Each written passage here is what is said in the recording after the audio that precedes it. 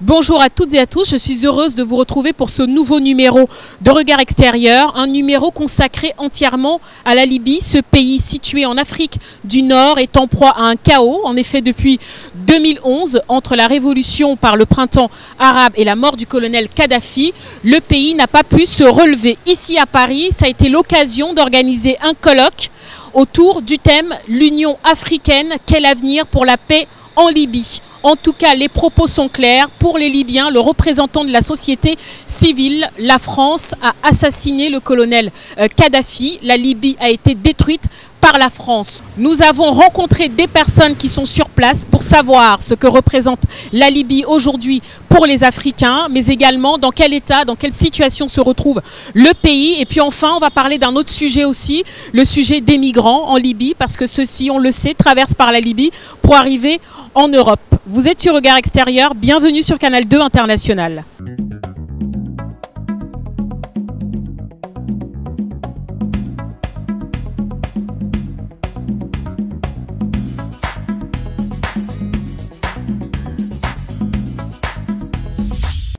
أي ديمقراطية هذه؟ أي أمن؟ كيف نطمئن على السلام العالمي؟ إذا كان مصير بيد 10 وسيطر عليهم 4 أو 5 وتسيطر عليهم دولة واحدة بعد ذلك. ونحن 190 هم موجودين هنا مثل حديقة هايد بارك. ديكور. أنتم عاملينكم ديكور. أنتم هايد بارك. أنتم عاملينكم لا قيمة لكم. منبر الخطابة فقط زي ما تخطب في حديقة هايد بارك بالضبط.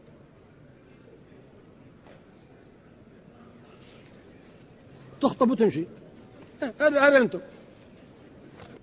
هذه القارة الاتحاد الافريقي، هذه القارة تستحق مقعد دائم عن الماضي، استحقاق مثل الصين بالضبط.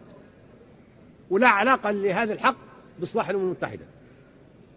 هذا مطروح له الأولوية، هذا مطروح فورا. مطروح فورا على الجمعية العامة. ولا أحد يقول إن أفريقيا الاتحاد الأفريقي ما يستحقش مقعد دائم. من عنده حجة؟ يجاوبني، يناقشني حتى الآن. من اللي عنده برهان يقول إن الاتحاد الأفريقي لا يستحق مقعد دائم، القارة الأفريقية ما تستحقش مقعد دائم. ما في حد يقدر يرد.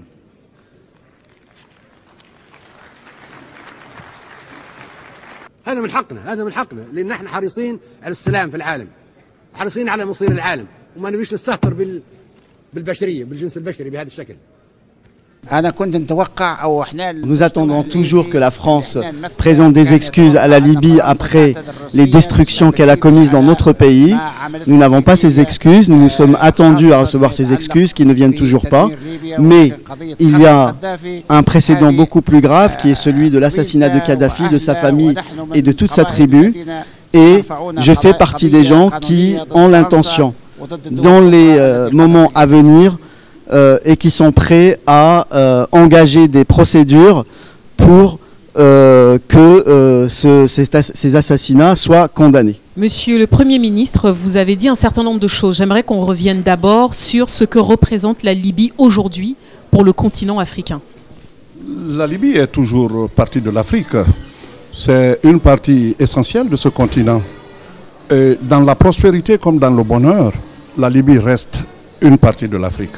Mais cette Libye reste aujourd'hui un enjeu qui entremêle plusieurs considérations. Le rôle d'abord de la Libye a été très important dans la renaissance de l'organisation africaine. La mutation de l'OUA à l'Union africaine, je crois que ça a été inspiré d'abord par la Libye. Et malheureusement, ceux qui arrivent, et je n'ai pas eu le temps de développer mes idées, une crise telle que la crise libyenne appelle nécessairement beaucoup d'acteurs, pour diverses raisons. Mais la réalité, la plus grande réalité de ce monde, c'est que l'État-nation veut toujours tirer avantage. Il y en a qui sont là pour des raisons économiques, il y en a qui sont là pour des raisons même simplement psychologiques, il y en a qui sont là pour des raisons géographiques parce que c'est au bord de la Méditerranée. Mais au total, l'Afrique, c'est un devoir de venir parce que ce qui se passe en Afrique concerne les Africains. Cela ne veut pas dire qu'il faut cultiver un antagonisme vis-à-vis des autres, vis-à-vis notamment des Nations Unies.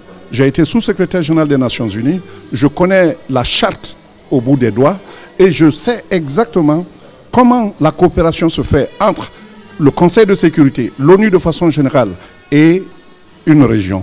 Il y a le chapitre 8, les articles 52, 53, 54 qui spécifient comment une région peut s'occuper de la paix dans sa région. Sinon, la première responsabilité de la sécurité du monde, de la paix dans le monde, revient aux Nations Unies. Mais étant donné qu'il y a le chapitre 8, alors les régions jouent à ce titre un rôle en parfaite harmonie avec les Nations Unies. On l'a vu dans plusieurs crises, ce n'est pas la première crise qui se passe en Afrique. Moi, j'ai dirigé aussi la CEDEAO, la Communauté économique des États de l'Afrique de l'Ouest. On a été impliqué dans des guerres, n'est-ce pas, au Libéria, en Sierra Leone, en Guinée-Bissau. Mais à chaque fois, on a été au Conseil de sécurité pour rendre compte de ce que nous faisons. Ça, c'est l'harmonie qui existe du dehors et du dedans. En ce moment, il se passe d'ailleurs à New York une réunion sur le sujet, justement, sur le Conseil de sécurité. Ce que je voudrais savoir, c'est qu'il y a complètement un fossé qui s'est créé entre les diasporas africaines et cette Union africaine qui est considérée comme trop institutionnelle. Est-ce que vous pensez que la Libye peut être en tout cas l'occasion pour l'Union africaine de faire ses preuves? Oui, l'Union africaine a toujours été à l'épreuve. Certaines épreuves ont été réussies, d'autres ont échoué. Parmi les épreuves réussies, il faut le reconnaître, l'Union africaine a joué un rôle important au Mozambique, où il y a eu la paix après combien d'années de guerre. C'était en coordination avec les Nations Unies. La paix en Angola, même si on pense que le tout revient aux Nations Unies, l'Union africaine a joué, enfin l'OUA à l'époque a joué un rôle très important. Mais comme je le dis, la Libye est une grosse épreuve pour l'Afrique, parce que ceux qui veulent cantonner la paix en Libye au simple dialogue, à la simple négociation, à rassembler les partis se trompent. Et Daesh, et Al-Qaïda, parce qu'il n'est pas mort Al-Qaïda, mais Daesh est là. Pour combattre ceci, est-ce qu'ils ont besoin, eux, de négociations? Il faut les combattre physiquement, par les armes. L'Afrique peut-elle le faire? L'Afrique a-t-elle les moyens? Donc c'est là où il y a la limite. Négocier simplement, l'Afrique peut le faire. Elle a des cadres compétentes, elle a des institutions, elle a une institution, elle a des organes. Et tous ces organes, comme je l'ai dit, concourent justement à amener l'Afrique à s'approprier d'un conflit. Mais il y a l'aspect aussi. Vous savez, je le dis souvent, pour pouvoir réussir, un médiateur doit savoir soit donner quelque chose, soit imposer quelque chose. En Libye, on peut donner. On peut donner la médiation, l'expertise, le know-how. Mais il est difficile d'imposer parce qu'on n'a pas les moyens. Même si on dit aujourd'hui qu'on peut imposer, il faut tendre la main à ceux qu'on ne veut pas voir comme parti. Vous voyez la limite. Tout est dans cette dualité qui devrait être plutôt un duo qu'on doit former avec les Nations Unies, avec les pays. Et puis, il ne faut pas qu'on rêve. Quand un conflit éclate, on ne peut pas interdire à un pays pris seul, que ce soit la France, que ce soit Abu Dhabi, parce qu'on oublie. On pense que c'est la France qui a été la première à appeler les deux principaux protagonistes du conflit, le major général Khalifa Haftar et le Premier ministre, enfin le chef du gouvernement d'Union nationale, M. Sarraj. La France n'était pas la première. Abu Dhabi les avait déjà convoqués. Mais qu'est-ce que l'Afrique peut? Comment l'Afrique peut arrêter que les pays cessent, n'est-ce pas, de les appeler et de tout laisser à l'Afrique? C'est quasiment impossible. Il faut quelque part agréger, il faut quelque part combiner, il faut quelque part savoir écouter et on s'approprie du rôle principal quand les parties libyennes d'abord le voudront. Et quand les parties libyennes le voudront, alors l'Afrique, partout où des négociations se passent, on invitera l'Afrique. Dernière question, Monsieur le Premier ministre, sur les migrants. On sait qu'en ce moment, ça occupe l'actualité. En tout cas, ici en France, on voit beaucoup que la Libye est incriminée concernant le traitement aussi des Africains en Libye. Qu'est-ce que vous avez comme message à faire passer? Premièrement, la Libye n'appartient plus aux Libyens. Vous avez en Libye toutes sortes de malfrats qui aujourd'hui font de la traite pratiquement d'esclaves. Ils sont là en train de... Il y a une traite d'immigrés. Parce que ceux qui viennent, qui quittent leur pays, qui viennent, ils sont instrumentalisés. Il n'y a pas longtemps, on a entendu ce qui est très scandaleux, un gouvernement européen qui a dû négocier avec des malfrats sur le sol en Libye pour pouvoir faire que ces malfrats estompent la vague migratoire vers les côtes de ce pays.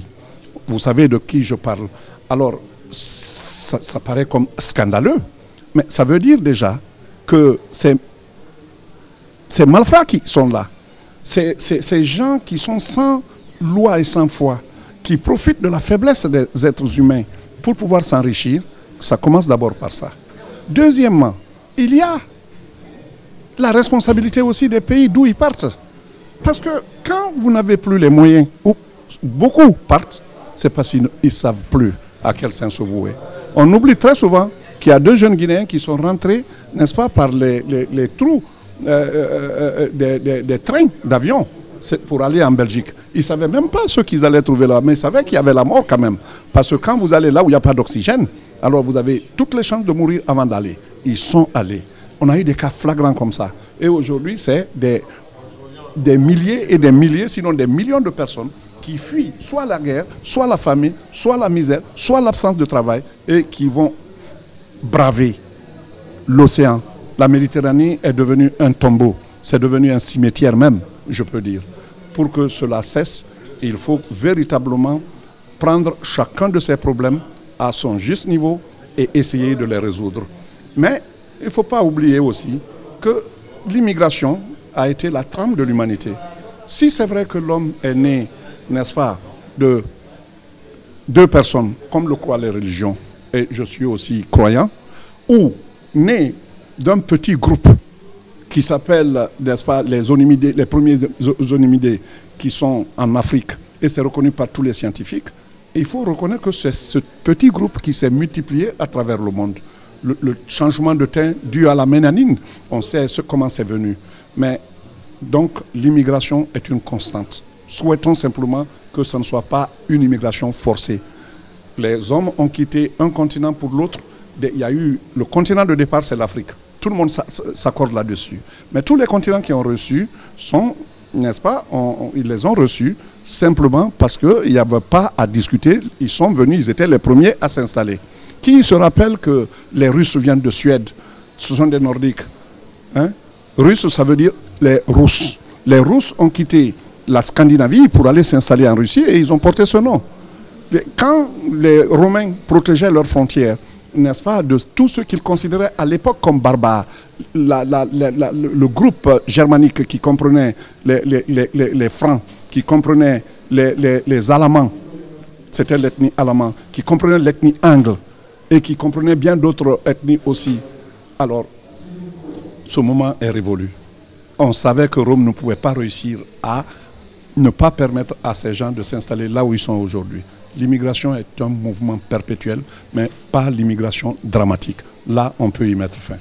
Merci beaucoup, Monsieur le Premier ministre. J'ai assisté à cette conférence ici à Paris sur le rôle de l'Union africaine dans la résolution de la crise libyenne. D'abord, la Libye, évidemment, pour moi, c'est l'Afrique. On ne peut pas parler de Libye sans parler de l'Afrique, sans parler des 53 autres pays que comporte ce continent. La question libyenne, évidemment, elle est africaine, mais pas que, elle est aussi internationale. Donc, c'est une question qui touche le monde entier parce qu'on voit bien les conséquences, on voit les migrants, on voit évidemment cette question des questions sécuritaires qui en découlent. On sait que c'est un problème qui est à l'échelle mondiale. Donc, que des instances internationales se saisissent de la question libyenne, c'est bien, mais moi je prioriserais les instances africaines, donc en l'occurrence l'Union africaine.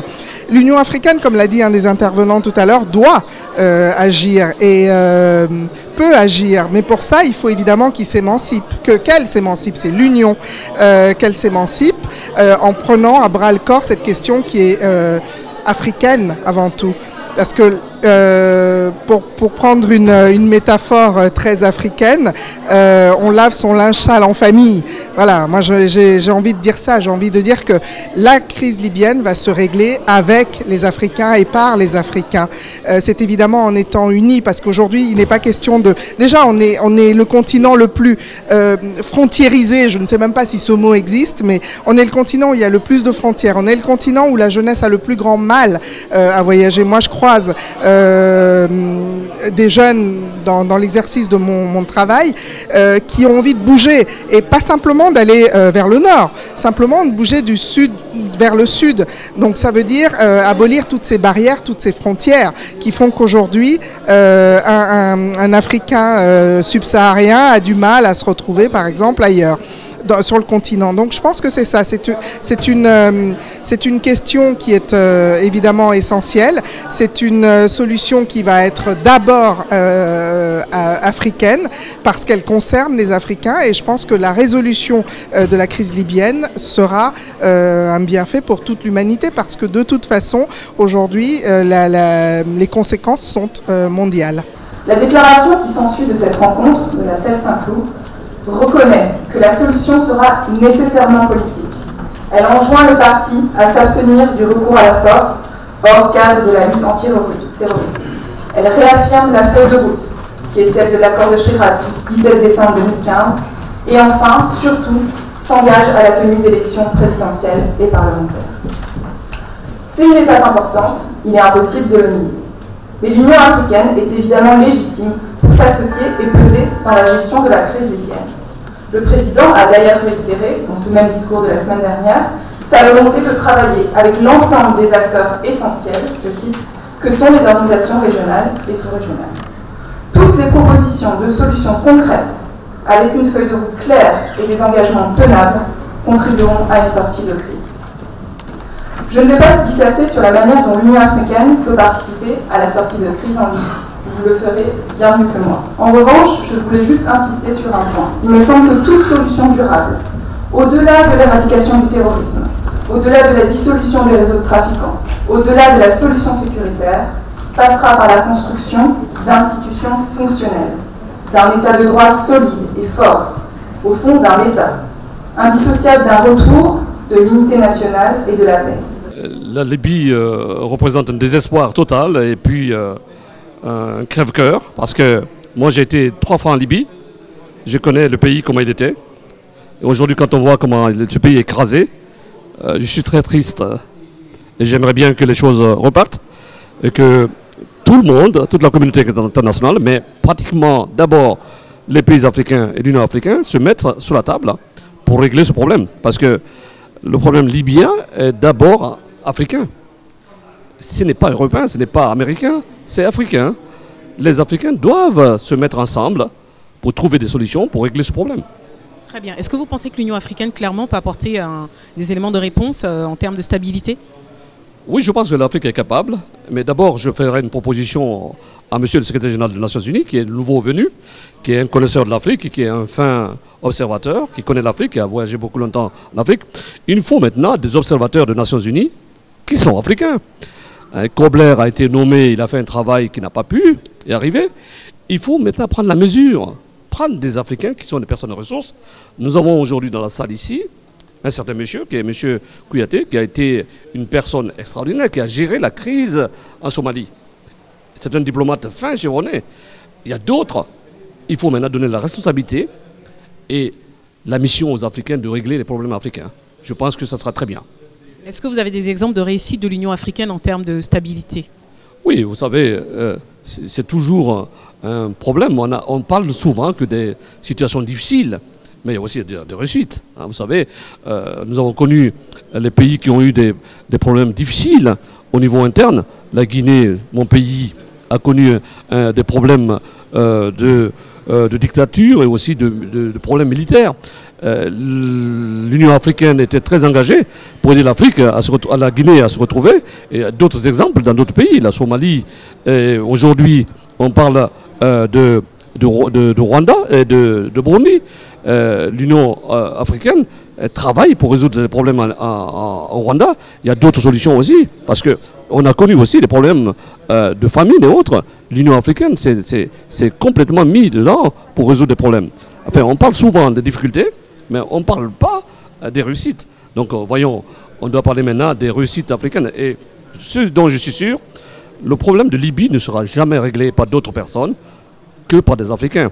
Nous devons être toujours, apprendre à être plus Africains qu'Européens.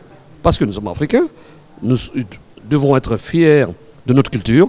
Nous avons une grande culture, nous avons une très grande histoire.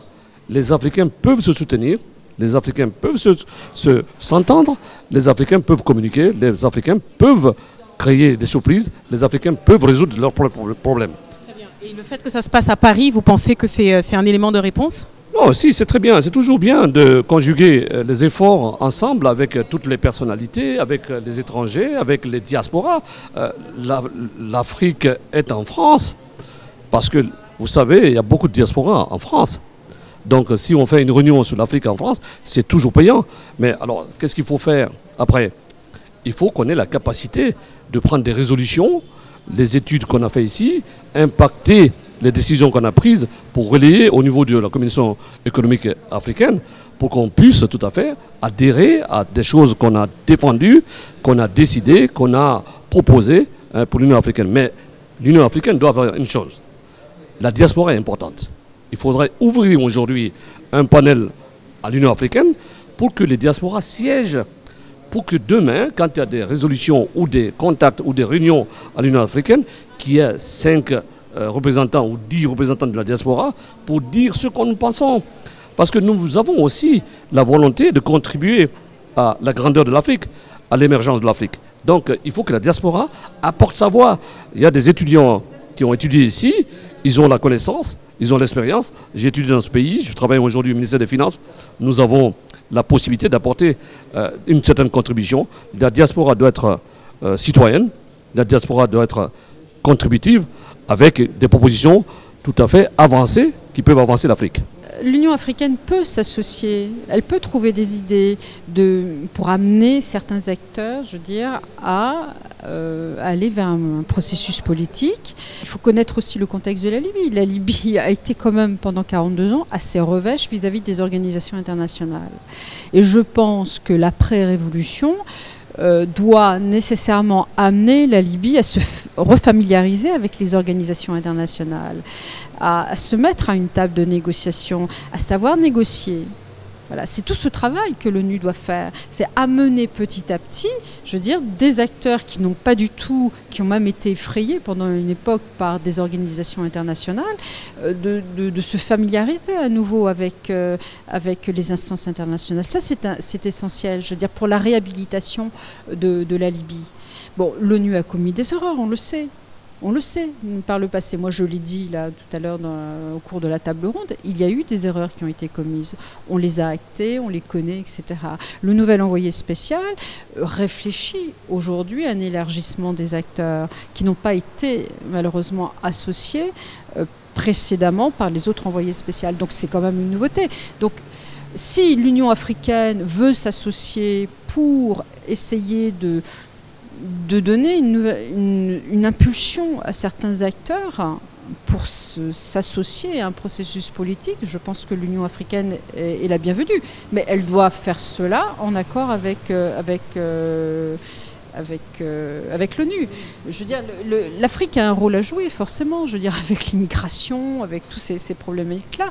Je veux dire, la Libye et l'Afrique, de toutes les façons, il y a des liens. Il y a déjà, les liens sont établis depuis Kadhafi. Je veux dire, je pense que les liens doivent se renforcer aussi avec l'Union africaine, ne serait-ce que pour régler le problème de l'immigration, parce que les pays africains ont un rôle à jouer, compte tenu justement de l'origine de l'immigration, de ces problèmes-là. Donc je pense que d'une façon ou d'une autre, l'Union africaine peut être associée. Bon, Haftar est venu à saluer l'initiative de l'Union africaine, ce qui est tout à fait heureux, effectivement. Plus il y a d'initiatives qui s'associent à celle de l'ONU, c'est bien, mais il ne faut pas non plus que ça soit la panacée. Je veux dire, il y a...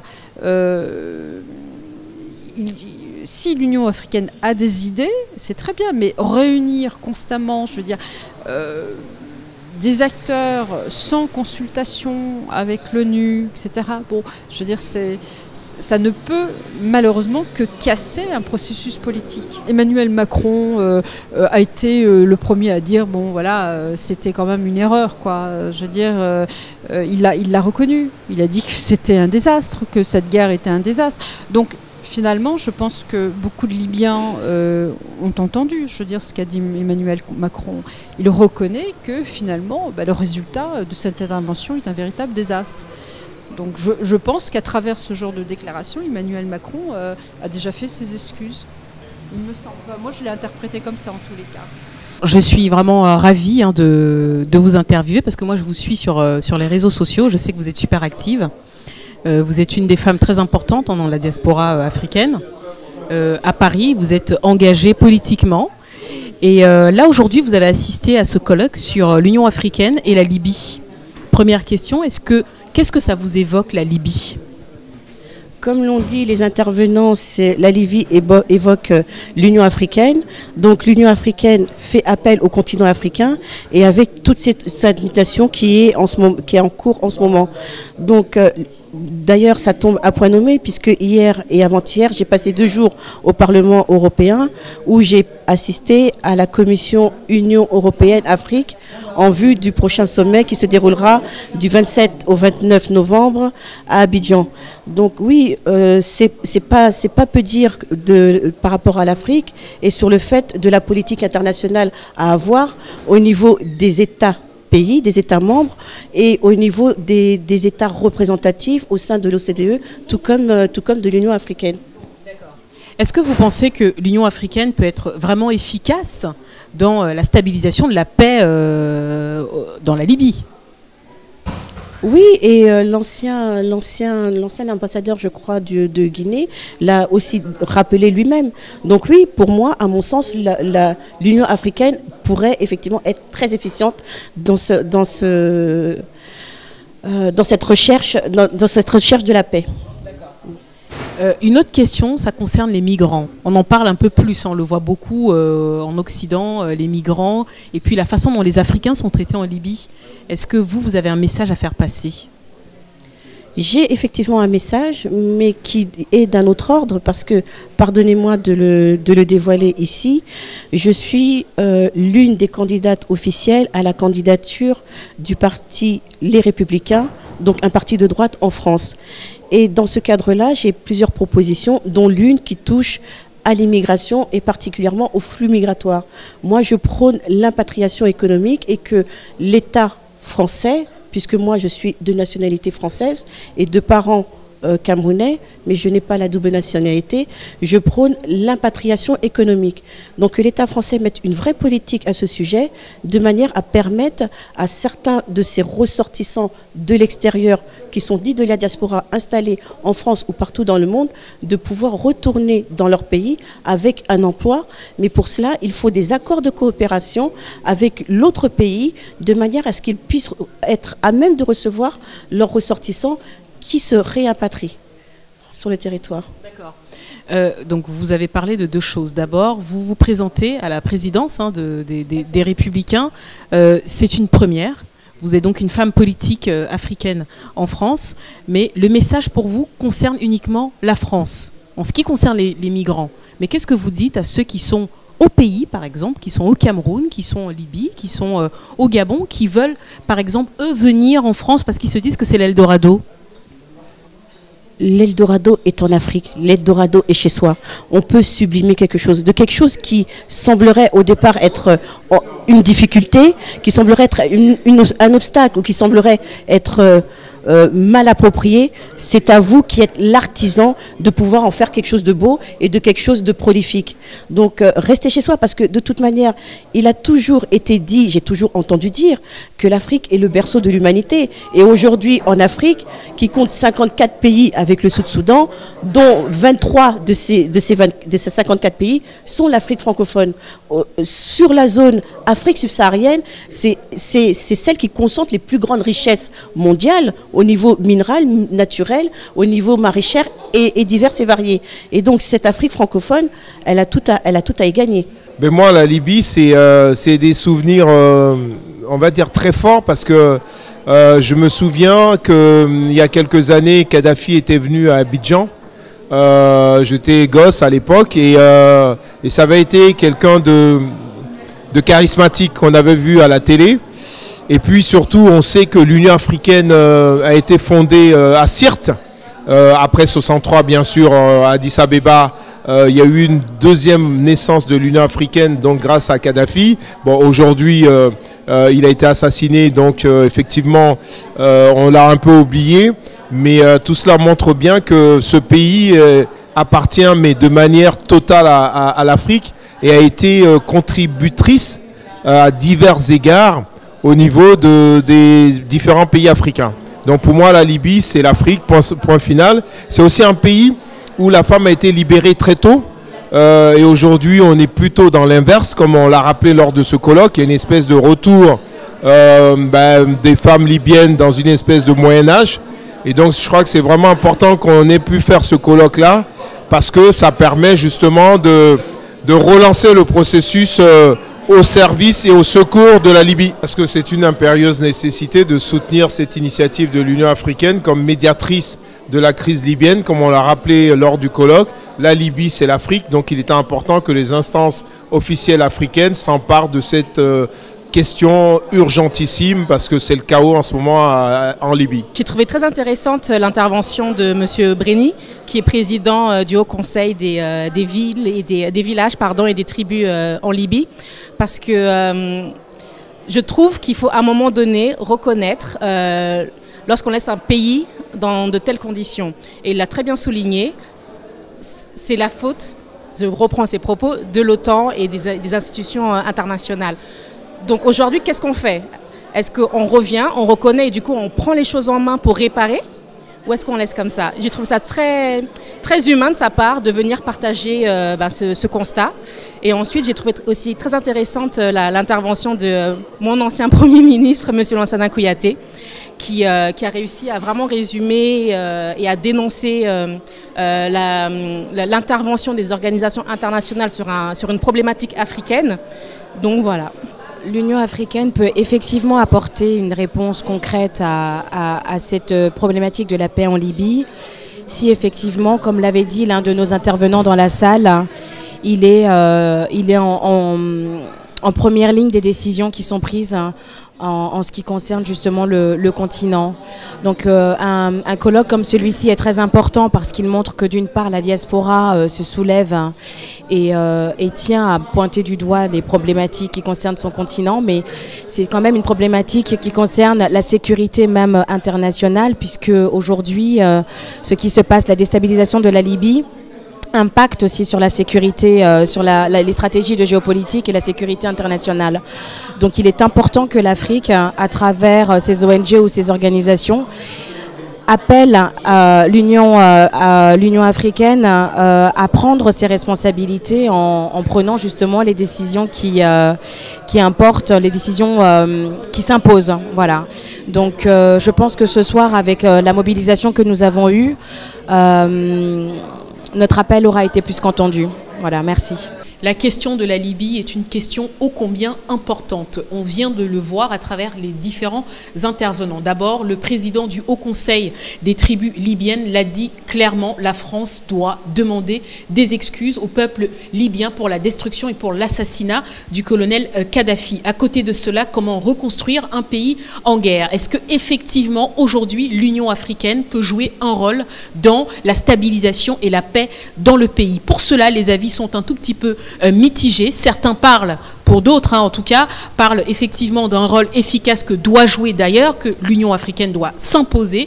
Pour d'autres, en revanche, c'est un peu plus nuancé. L'Union africaine doit coopérer avec l'ONU. Ensuite, on parlera maintenant des migrants. C'est un grand sujet qui concerne tous les continents et c'est le thème qui va suivre. Merci. Partout où il n'y a pas de décentralisation réelle, qui ne signifie pas seulement administration, qui signifie économie, implantation, innovation dans les régions de l'intérieur, ça se trouve. J'ai vécu à Côte d'Ivoire. Au nom de la francophonie, j'étais le représentant représentant de la francophonie.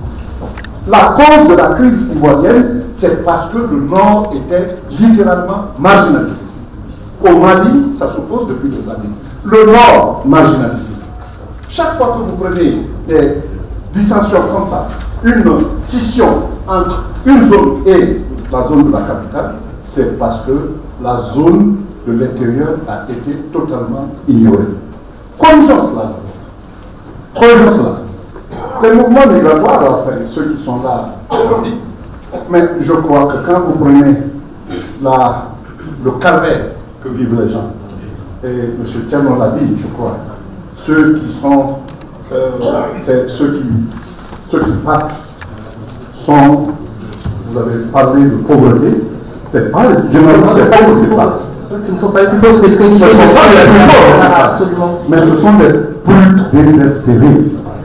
Ceux qui partent savent qu'ils vont mourir parfois. Mais ils se disent, je préfère.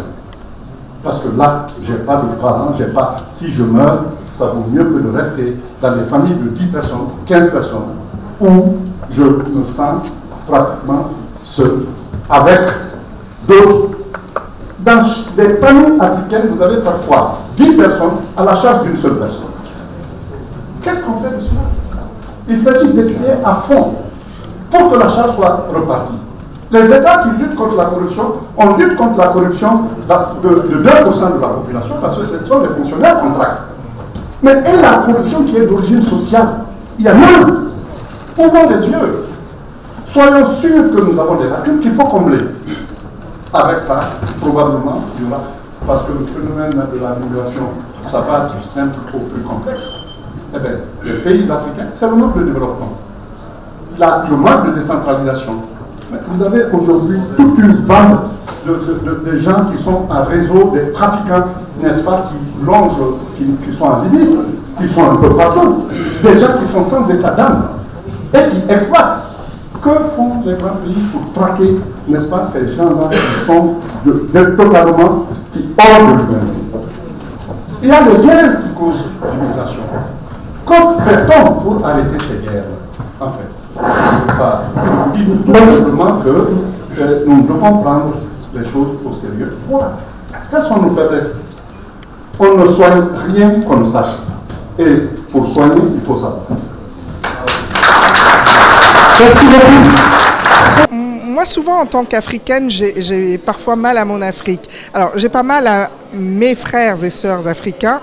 J'ai mal parfois à ceux qui nous représentent.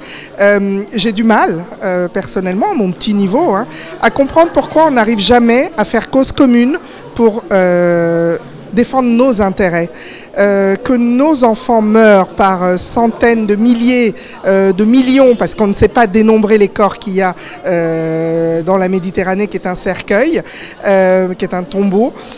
J'ai du mal à comprendre qu'il n'y ait pas une unité par rapport à ça. J'ai du mal, encore une fois, à comprendre qu'on ne défende pas nos enfants, qu'on ne défende pas cette jeunesse, qu'on ne défende pas cet avenir qui est celui de l'Afrique.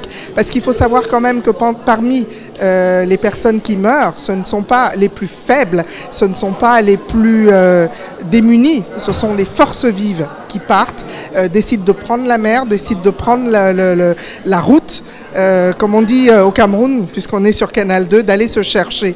Et ça, j'ai du mal à comprendre que les autorités ne s'unissent pas, ne se réunissent pas pour prendre cette question-là à bras-le-corps. Et pour finir, je dirais que c'est un boomerang, c'est-à-dire que ça va nous revenir d'une manière ou d'une autre si on n'aime pas nos enfants. Alors s'il vous plaît, juste un petit message comme ça, mesdames et messieurs qui nous gouvernez, vous les grands d'en haut là, s'il vous plaît, aimez vos enfants, aimez votre continent, aimez votre pays, aimez l'Afrique. Alors moi je suis toujours très touchée par le désespoir humain. Donc je suis mal placée pour pouvoir conseiller à quelqu'un qui se sent, lui, désœuvré.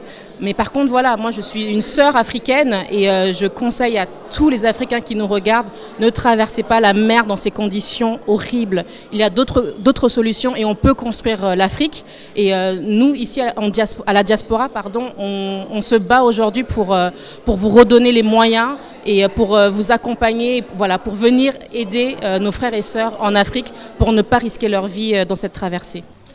nous avons voulu organiser cette conférence pour que l'Union africaine joue un rôle essentiel dans le maintien de la paix en Libye. Aujourd'hui, le haut représentant du Conseil a été reçu par Macron. La France est très impliquée dans la résolution de cette crise, mais les acteurs, notamment africains, il y a un émissaire, le médiateur qui est notamment le président du Congo, Brazzaville, le président Denis Sassou Nguesso, n'a pas été convié à ces rencontres. Et donc nous voulons que l'Union africaine joue l'exact rôle qui lui a assigné pour qu'on arrive effectivement à maintenir la paix et à mettre autour d'une table les différents protagonistes de cette crise. Et pourquoi à Paris? Parce que Paris est un lieu incontournable pour la résolution des crises que connaissent le monde entier. Vous avez mentionné que le président Denis Sassou Nguesso, qui est justement une des personnes qui doit être un médiateur dans cette crise libyenne, n'a pas été convié. Est-ce que vous l'avez convié à votre conférence? Nous avons convié les autorités en effet congolaises, mais il se trouve qu'en ce moment même se tient aux Nations Unies la rencontre du Conseil de sécurité des Nations Unies et le ministre des Affaires étrangères n'a pas pu pour cette occasion se rendre et le président également n'a pas pu se rendre, mais ça n'est que partie remise et nous comptons organiser d'autres rencontres de cette nature pour que effectivement nous essayons d'impliquer tous les acteurs, c'est-à-dire une rencontre inclusive où le Congo serait partie prenante. Tous les acteurs de la Libye seront partie prenante et la France et en tout cas tous ces gens qui sont impliqués pour la résolution de cette crise. Après la question posée concernant le rôle de l'Union africaine dans la résolution de la crise libyenne, la question bien entendu aussi des migrants, nous avons choisi cette fois-ci de vous montrer une vision plutôt optimiste des femmes africaines de la diaspora. Rendez-vous donc à un forum organisé pour parler entrepreneuriat. Les femmes parlent de leurs difficultés en tant que chefs d'entreprise et à la fin elles nous disent quelque chose aussi sur le processus de paix. Suivez-moi. J'ai vécu longtemps à Bertoua, au moment du comice de Bertoua, où j'ai commencé à fabriquer mes bijoux avec les femmes de la Syrie pour préparer le comice de Bertoua qui s'est passé il y a plus de 30 ans. Et là, je vis en France depuis longtemps. J'ai élevé mes enfants et je vais bientôt prendre ma retraite. Et j'ai créé, je refais mes bijoux, mais j'ai des difficultés parce qu'en France, il faut des machines, il faut faire des papiers, il faut même l'informatique. Et là, j'ai rencontré hier à la première journée 2 jeunes dames qui veulent m'aider pour l'informatique, pouvoir mettre ça en ligne. J'ai commencé déjà à mon niveau parce que j'ai quand même fait une VAE il y a 4 ans. À mon âge, bon, je suis jeune, hein, il faut le dire. Mais je demande aux femmes qui peuvent me voir, parce que j'ai aussi un projet pour faire l'orphelinat au Cameroun, parce que j'ai aidé beaucoup d'orphelins. Et c'est avec l'argent que j'arrive à avoir dans ces bijoux que j'ai commencé une petite cabane. J'ai fait une belle église, j'ai fait une grande maison pour faire vivre ces enfants, de venir à mon aide. Et quand vous tombez sur les petites mains de Marie, vous voyez bien mes mains comme elles sont petites, mais ces petites mains font plein de petites bonnes choses. Donc venez m'aider pour que je puisse faire l'orphelinat et pouvoir continuer mon entreprise parce que je fais des robes, des cabas. Je n'ai pas de grille pour présenter. J'avais un espace trop petit. Je n'ai pas pu les présenter. Donc, merci beaucoup. Je suis Lynn Gibinga. Alors, j'ai créé un vestiaire dédié à la fashion doll, donc c'est-à-dire la mode pour les poupées. Je suis créatrice de mode. Donc, j'ai créé le vestiaire via la marque Yvonne Doll, donc une marque 100% des poupées afro. Essayer de valoriser un peu tous les créateurs qui ont créé des poupées noires. J'essaie de les mettre en valeur, essayer de créer des plans d'action comme des accessoires pour pouvoir que les enfants puissent en profiter justement de ces poupées-là. Je suis originaire du Gabon. J'ai créé Yvoindi Doll pour essayer de valoriser la culture africaine parce que tous les matériaux que j'utilise, c'est des matériaux qui viennent du pays. J'utilise des accessoires et les tissus 100% africains. J'essaie de valoriser aussi justement ces pièces-là parce qu'il n'y a pas que... C'est même pas le wax qui est vraiment un tissu venant du pays de l'Afrique. Donc j'utilise tout genre de pagne, le ndop, du kanté, tout ce que vous voulez. Et donc les difficultés que je rencontre en ce moment, c'est peut-être dans la mise en place même du projet, parce que c'est tout un concept. Le vestiaire d'Ivwandi, ce n'est pas seulement une histoire de vendre les poupées noires, mais c'est tout un concept qui a autour de ça. Je peux relooker aussi des poupées, et là il ne s'agit pas seulement des poupées afro. Si jamais vous avez une poupée très vieillissante ou qui a duré dans votre placard et que vous avez besoin d'une nouvelle touche, donc j'essaye de la relooker, essayer de rafraîchir les poupées. Il y a aussi cette valorisation de culture par la publicité. C'est-à-dire que si vous êtes chef d'entreprise ou vous avez une activité et que vous avez envie de la faire parler via mes poupées, je peux le faire et j'ai déjà fait pour plusieurs créateurs. Tout d'abord, merci à Canal 2 de me permettre de m'exprimer sur son antenne. Alors, je suis Georgina Siaba, j'ai créé et je préside à Vuntaku, qui est une association loi 1901 de solidarité internationale. Alors, le cœur qui bat au sein de l'initiative Vuntaku, c'est la volonté, mais surtout le désir ardent d'installer un système de solidarité internationale par nous, pour nous et grâce à nous. J'entends par là les Africains, leur diaspora et tous ceux qui affectionnent bien entendu l'Afrique. Donc concrètement, en termes d'actualité, Vuntaku s'engage à rectifier le tir auprès des tout petits qu'on appelle tristement les démunis ou voilà, les plus défavorisés en vue de leur permettre l'accès à l'éducation populaire. Dans un second volet, on s'engage à encourager l'économie sociale et solidaire qui est qui est le sujet un peu non traité dans nos pays du Sud et faire valoir les droits sous quelque forme que ce soit. En termes de difficultés, on ne va pas trop s'avancer dans le sens où l'association est encore jeune. Elle date de 29 juillet 2015, donc on a encore à faire nos preuves et qui parle de dons parle de confiance, donc c'est à nous de rassurer le public et de les attirer à nous et à crédibiliser surtout notre cause. Pour l'instant, on est dans les starting blocks et on est en Côte d'Ivoire, donc à Abidjan et un peu à l'intérieur. Sinon, en coulisses, on prépare 2 prochains voyages humanitaires, donc en janvier 2018 au Cameroun et également en RDC en février 2018. Bonjour, moi c'est Marie-Jeanne Igba. Je suis présidente de l'association Bawam Espérance. C'est une association qui a été créée depuis 2008 et c'est une association qui est domiciliée à Colombes dans les 92 dans les Hauts-de-Seine. C'est une association loi 1901 qui a pour but de venir en aide aux enfants, aux écoliers en Côte d'Ivoire en leur apportant du matériel didactique et parce qu'on estime aujourd'hui que l'éducation est la base de la réussite d'un pays. Et donc là, ce qu'on a déjà fait, c'est qu'on est parti du côté de Sassandra, on a offert des vêtements et tout. Et là, l'année dernière, nous avons offert des livres et des ordinateurs pour une salle informatique à Didier-Vie.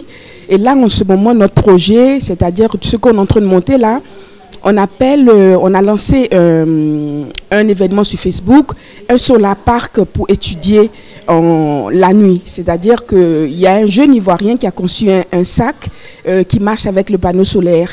Et donc les enfants, quand ils ont ce sac, toute la journée, l'énergie qu'ils emmagasinent permet à travers cette petite plaquette solaire qu'il y a dans le sac, ça permet de pouvoir brancher une clé USB qui est sur une ampoule et puis d'avoir l'électricité le soir pour étudier. Et il y a une école en Côte d'Ivoire, du côté de San Pedro, ils sont 188 dans la classe et on a décidé d'offrir à ces enfants-là 188 sacs parce qu'on ne voulait pas partir en offrant 10 sacs à un enfant et puis revenir. On s'est dit on fait ou on ne fait pas. Et c'est ainsi qu'on travaille. On a un partenariat avec Vuntaku qui nous a offert 6 sacs d'ailleurs, très intéressant. Et le sac est à 10 000 francs CFA, ça fait 14,24 €. Sur notre page Facebook, il y a toutes les informations dessus. Et le sac, c'est un sur la PAC pour étudier la nuit. On a même lancé une cagnotte. Et donc les gens donnent, nous sommes à 64 sacs à peu près. Bonjour Suzanne. Bonjour. Nous sommes aujourd'hui à un des événements que vous avez l'habitude maintenant d'organiser concernant en tout cas les femmes africaines de la diaspora. Vous avez été entrepreneur, vous savez quelles sont les difficultés, est-ce que vous pouvez nous en parler? Oui, tout à fait. L'organisation de cet événement, ce n'est pas le fruit de hasard. C'est tout simplement un parcours personnel et puis de mon entourage qui m'a permis d'initier cette démarche. Et j'avoue qu'au moment où nous l'avons lancé, on ne nous croyait pas, y compris nous-mêmes les Africains. Et on disait oui, on risque de dire que c'est entre nous, la communauté et tout ça. On a appris à nous s'auto-censurer. Et malgré tout, on s'est dit, on y va. Parce qu'il y a un besoin réel. Celui que moi-même j'ai ressenti en tant qu'entrepreneur et celui que je voyais autour de moi. Donc aujourd'hui, cela donne quand même un espace, cela crée un espace où effectivement les femmes arrivent à s'exprimer, à sortir leurs frustrations, mais surtout à avoir quelques réponses à leurs attentes. D'accord.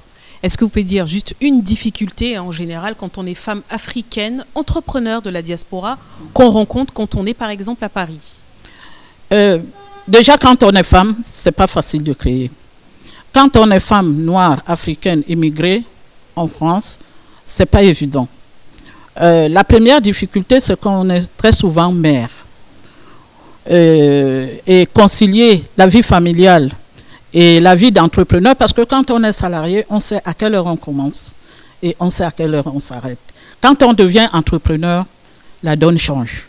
Vous savez quand vous commencez, mais vous ne savez plus à quelle heure vous vous arrêtez. Et là, nous sommes dans un environnement où il n'y a pas le père, il n'y a pas la mère, il n'y a pas les cousins et les cousines pour vous aider. C'est la première difficulté. La deuxième difficulté, c'est le regard. Quand vous êtes entrepreneur, vous arrivez, vous allez chercher une information ou démarcher un client. Très souvent, on ne voit pas la femme entrepreneur parce qu'il y a un stéréotype qui est déjà là. Donc, c'est la femme immigrée. Même si nous avons des enfants ici qui ont fait des écoles, qui aujourd'hui sortent de ce stéréotype-là, mais ça n'entre pas encore dans les mentalités. Et justement, c'est là le défi. Parce que ça ne doit pas être des barrières pour nous. Et je le dis souvent quand nous animons les ateliers, les obstacles doivent être les défis. Parce que quand on se dit c'est un obstacle, on baisse les bras. Quand on dit c'est un défi, on le relève. Très bien. Juste un dernier mot, il y a en ce moment en tout cas, il y a un certain nombre d'initiatives pour la paix. Pour la paix dans certains pays en Afrique comme la Libye, mais également dans notre pays, le Cameroun. Est-ce que vous avez un message concernant la paix à faire passer? Concernant, il ne peut pas avoir de développement sans la paix. Et la paix, on ne peut pas la trouver sans les femmes. Parce que la femme, elle sait comment, la douleur qu'elle a pour sortir un enfant. L'homme a fait un enfant, mais c'est la femme qui porte cet enfant pendant 9 mois. C'est la femme qui a des contractions pour le sortir. Donc chaque être qui meurt, c'est une douleur énorme, particulière pour la femme. Donc, dans les processus de paix, pour ma part, les femmes devaient être majoritaires pour permettre aux hommes de sortir de leur ego. Parce que pourquoi on a des difficultés à avoir la paix? Parce que quand les hommes se retrouvent, chacun veut montrer les muscles. Nous, on n'a pas les muscles, on a le cœur. Donc, il faut que les femmes prennent la place dans les tables de négociation de la paix, surtout en Afrique.